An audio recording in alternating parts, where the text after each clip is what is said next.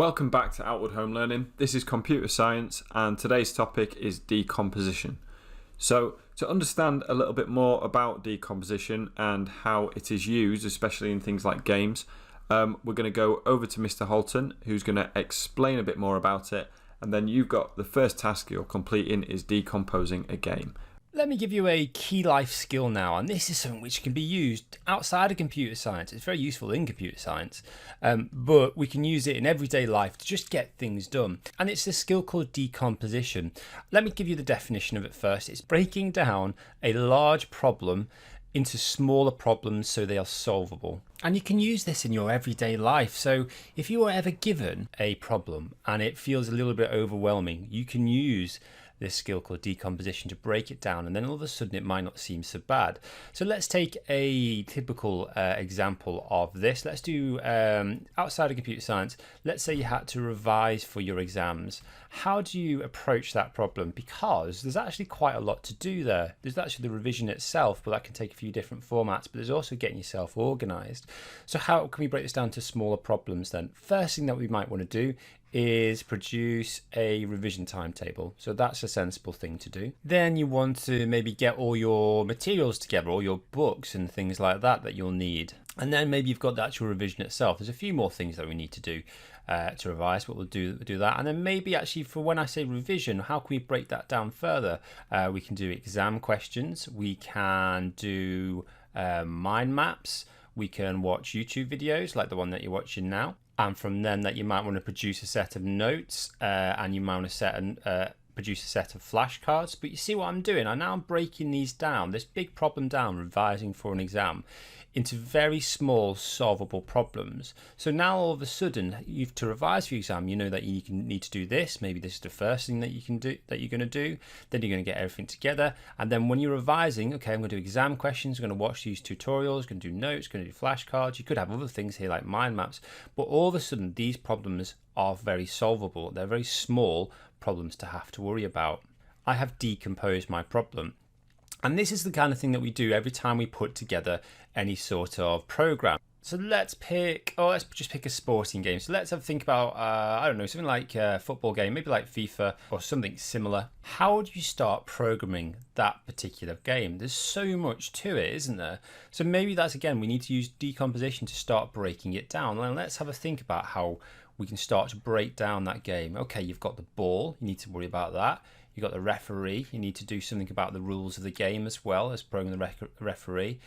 You've got the players, you've got a crowd to have to worry about as well. You're going to have to program that as well. You've got to get all the different stadiums done as well.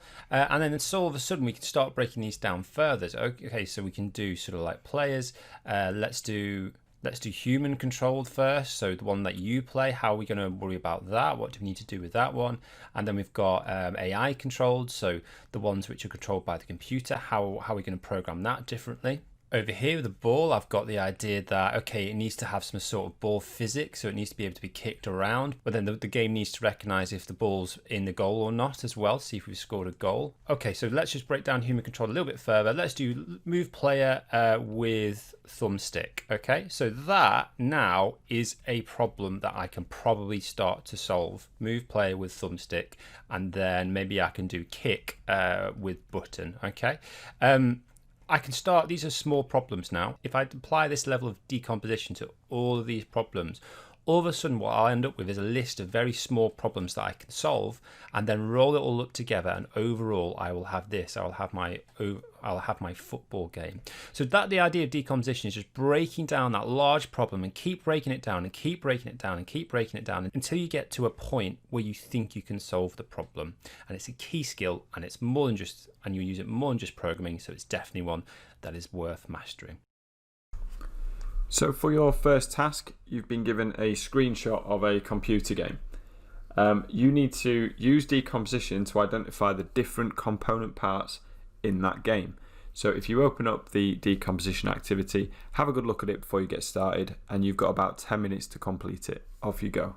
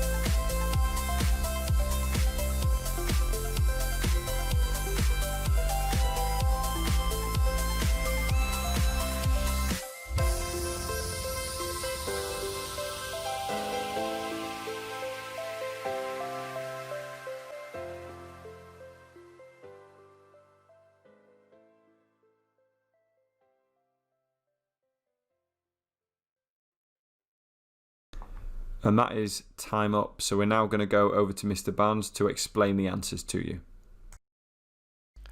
Right then, let's have a look at this activity all about decomposition. So here we've got a screenshot of a computer game. I think it's Gran Turismo. And the idea is you are to use decomposition to identify the different component parts of a game. So obviously, if someone was creating a game, that it wouldn't be one person that does all of the creation. There'll be a big team of people, and they will be focusing on different bits. So there's a table down here that has the opportunity to list up to 10 different parts. I've done the first one for you. So the first one says recording the position in a race. Okay, so you'll see at the top here we've got the position. Okay, so what else have we got here? So I'm going to say we've got creating the sort of speedometers, okay, in the bottom left there, which says how fast you're going. We've got the time taken, or the lap time. We've got the movement of the car, so like the physics of the car. Okay, we've got the design of the car. That'll probably be programmed by someone different again.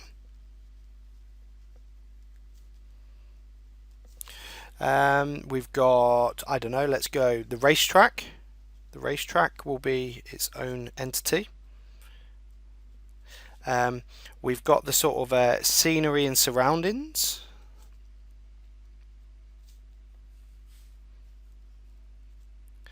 We've got the AI of the other cars, the computer controlled cars. What else have we got? We've got what about the gears and what gear they're in? You see in the bottom right hand side there. So we've got gear shifts, and let's go for maybe which lap. and the best time as well. And there's probably others you can come up with as well, but the key point here is like something that is just like a computer game is actually made up of multiple different parts, and these can all be programmed separately to allow people to work on the same project at the same time and then pull back together into a bigger program. It also means you can reuse different elements. So for example, if it was just one sort of program, when you get to a different track, you wouldn't be able to use the same position scoring or the timers or whatever else. So it allows them to reuse those bits of code when they make them as well. And there's some of your possible answers for decomposition. So now it's time for your exam questions. You've got about 5 marks worth of questions, 3 questions in total, based on decomposition. We will review the answers afterwards, and you've got around 10 minutes to complete. Off you go.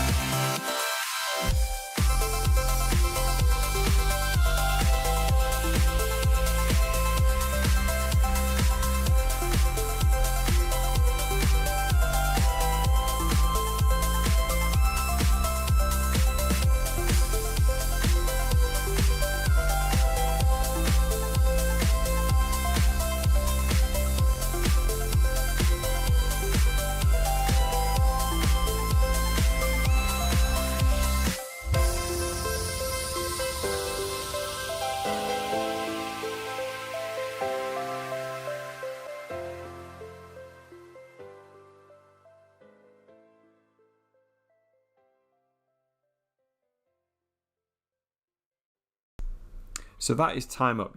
I think you definitely had time to complete that. If anything, you had a bit too much time. So hopefully you've skipped through. And now it's time to review those answers. Right, let's have a look at these exam questions then as part of our deliberate practice. These ones are focused around decomposition. So we've got, a teacher researches the length of time students spend completing homework. They want to create a program that asks students how long they spend completing homework each day. Students answer in minutes and hours, for example 2 hours 15 minutes. It will then need to calculate how long they spend completing homework in a week. They want the answer to be displayed in minutes only. So the first question is, describe what's meant by decomposition, 1 mark. Now here's the thing. It's 1 mark, it's clearly a definition question, so actually all the scenario information is irrelevant when answering this question. So I just need to say, what is decomposition? So I'm going to say decomposition is when you break down a problem that is big into smaller, easier to solve pieces.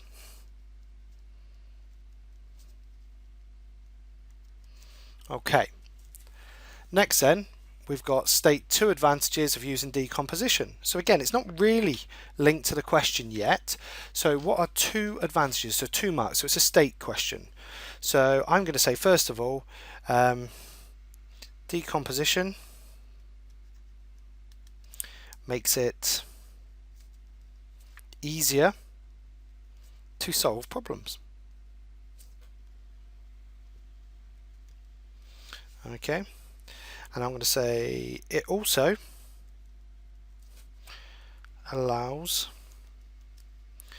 for different people to work on different parts of the same problem.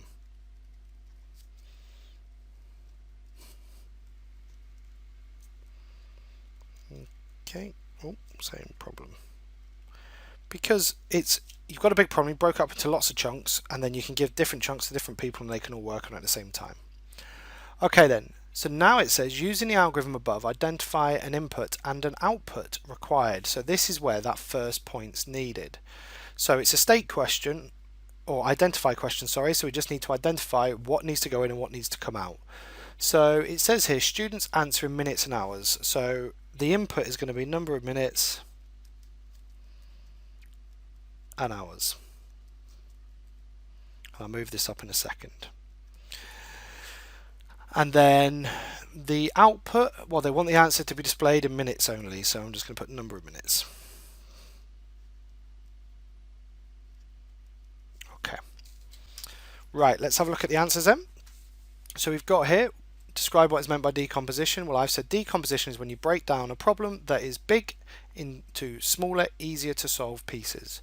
So breaking down a problem into smaller component parts, smaller pieces. Perfect. 1 mark. Note the mark scheme says the bit in bold, breaking down a problem, it needs to be that or very similar wording. It's breaking down a problem. Okay, next question then. We've got 2 advantages. So I said decomposition makes it easier to solve problems, so it makes problems easier to solve. That's 1 mark. I said it also allows for different people to work on different parts of the same problem, so people can work on different parts of a much larger problem. Could have also said this reduces the time it takes for software to be created, as things can happen simultaneously. And you could have also said it encourages modular program development, meaning component parts can be used in other programs or other parts of the same program. So you can reuse bits that are made, little sections, because it's all been broken down. And then finally then, before I mark my answers, the input here, we got number of hours and minutes, and then output number of minutes. So number of minutes and hours, same thing, and output number of minutes. So we've got full marks on those questions as well. And that's what you need to know about decomposition for Computer Science GCSE. Well done for taking part today, and we'll see you next time.